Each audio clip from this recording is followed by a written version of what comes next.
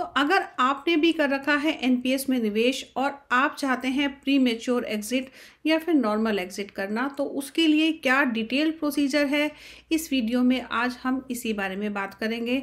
तो यहाँ पर पूरे प्रोसीजर को समझने के लिए और विड्रॉल्स के नियम को जानने के लिए चलते हैं हमारी स्क्रीन की तरफ और समझते हैं कि एनपीएस से आप अपना पैसा कैसे निकाल सकते हैं।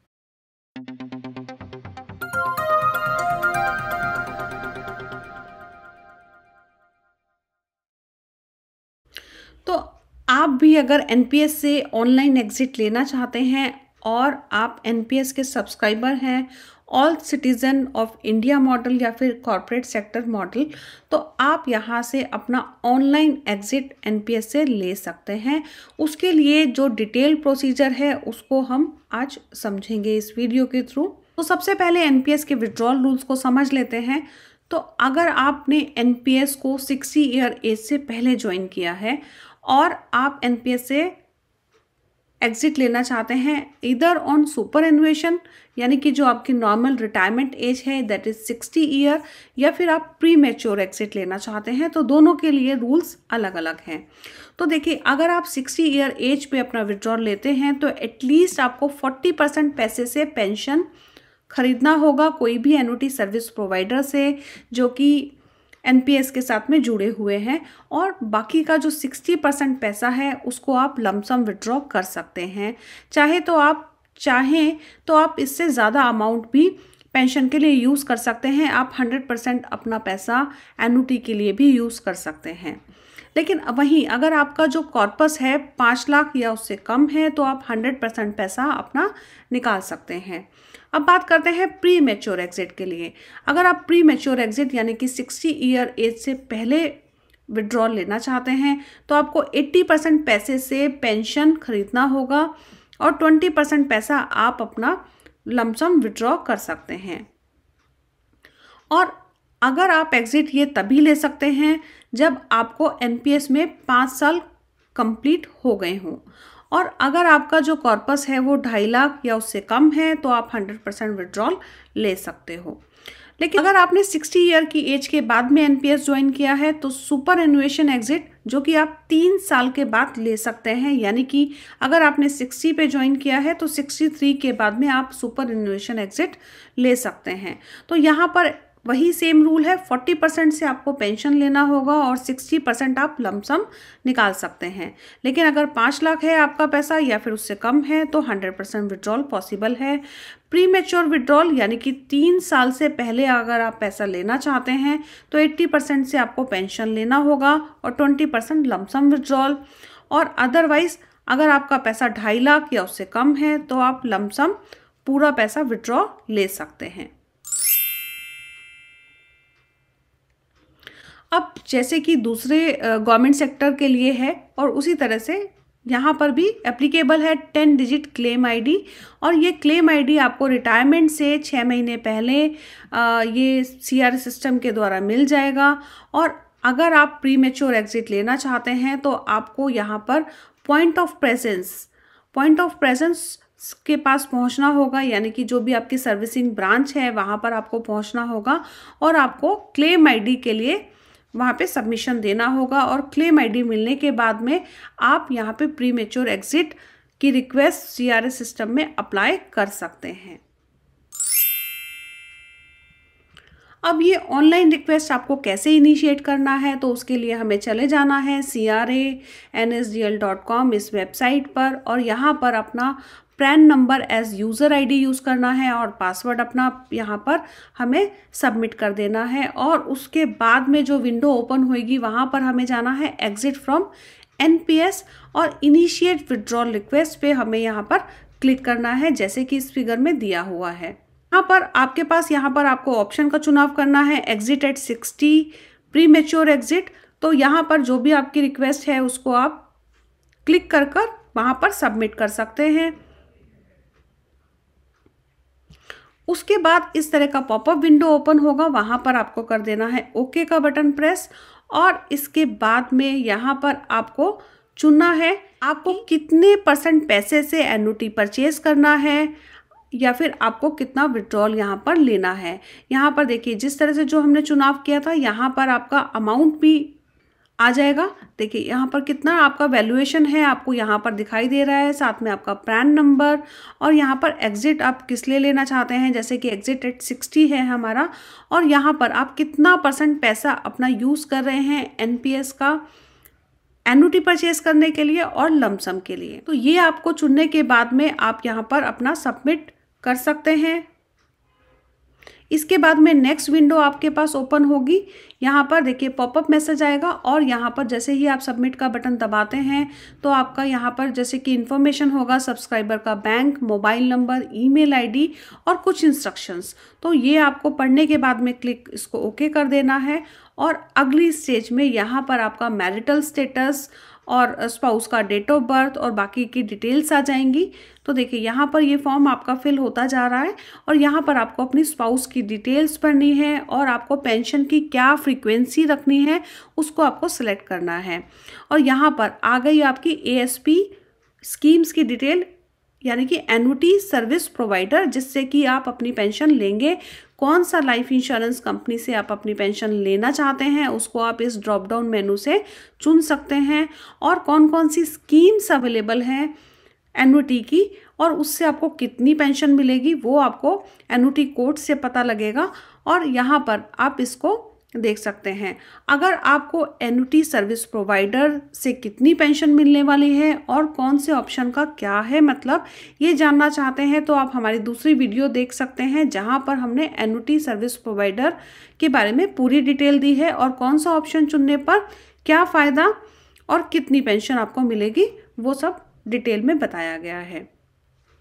तो ये आप चुनने के बाद में आपको कर देना है सबमिट का बटन प्रेस। आपको यहाँ पर आपका एड्रेस और बाकी सब डिटेल्स दिखाई देगी, उसको आपको करना है प्रोसीड और यहाँ पर उसके बाद में आपका आएगा यहाँ पर आपकी एग्जिस्टिंग बैंक की डिटेल और यहाँ पर ऑनलाइन अकाउंट वेरिफिकेशन का जो प्रोसेस है वो स्टार्ट हो जाएगा, जैसे कि हमारी अगली विंडो में आप देख सकते हैं। तो देखिए यहाँ पर आपके बैंक की डिटेल्स आ गई। अगर यहाँ पर ऑनलाइन बैंक अकाउंट वेरिफिकेशन आपको करना है, अगर कोई एडिटिंग है, यहाँ पर कुछ चेंज करना चाहते हैं तो आप यहाँ पे एडिट का बटन क्लिक कर कर उसको चेंज कर सकते हैं और वहाँ पर अकाउंट वेरीफाई कर सकते हैं। वेरिफिकेशन करने के बाद में यहाँ पर हमें करना है क्लेम एंड प्रोसीड। तो देखिए यहाँ पर जब आप ऑनलाइन अकाउंट बैंक वेरिफिकेशन आपका सक्सेसफुल हो जाता है तो ओके का बटन आपको प्रेस करना है और कंफर्म एंड प्रोसीड करना है।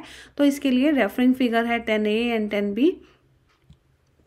तो देखिए यहाँ पर आपका जब अकाउंट वेरीफाई हो जाएगा यहाँ पर ओके,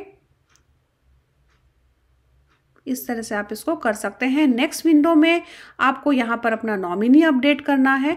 नॉमिनी में आप अगर कोई चेंजेस नहीं चाहते हैं तो आप इसको कंफर्म कर सकते हैं, अदरवाइज आप इसको एडिट के टैब से जाकर यहाँ पर आप इसको एडिट कर सकते हैं और आप अपने आप यहाँ पर नॉमिनीज ऐड कर सकते हैं। यहाँ पर देखिए, और टीयर 2 के जो नॉमिनी हैं वो टीयर 1 के नॉमिनी सेम रहते हैं, तो आप यहाँ पर ऐड करके उनके डिटेल फिल करके उसको कंफर्म कर सकते हैं। तो यहाँ पर आपको इनिशिएशन डिक्लेरेशन स्क्रीन पर आकर यहाँ पर आपको कुछ डिक्लेरेशंस देनी है और उसको आप अपने अकॉर्डिंग सेलेक्ट कर सकते हैं।